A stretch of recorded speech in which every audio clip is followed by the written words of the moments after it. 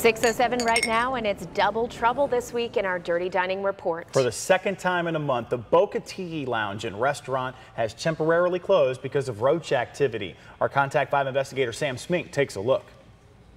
State inspectors found more than 15 live roaches on the floor, next to the walk-in cooler, and on empty dish racks under the dish machine. They also failed to separate raw animal food from ready-to-eat food. Dutch Eye's Caribbean restaurant in Boynton Beach got in trouble too. State inspectors found employees touching ready-to-eat food with their bare hands. Sam Smink, WPTV News Channel 5.